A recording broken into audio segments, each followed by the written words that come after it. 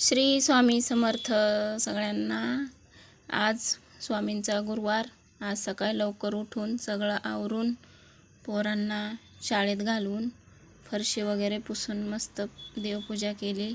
आणि आज गुरुवार स्वामींचे मी सारामृत पठण केले सकाळी। आणि परत संध्याकाळी मी गुरुचरित्राचा 18वा आणि 14वा अध्याय मी पठण केला आणि देवाला नमस्कार केला। आणि नंतर संध्याकाळी परत दिवाबत्ती केली, देवाला नमस्कार केला आणि परत संध्याकाळी स्वामींना नैवेद्य दाखवून स्वामींची आरती केली। आणि असा आजचा गुरुवार संपन्न झाला। श्री स्वामी समर्थ। अवधूत चिंतन श्री गुरुदेव दत्त। श्री स्वामी समर्थ।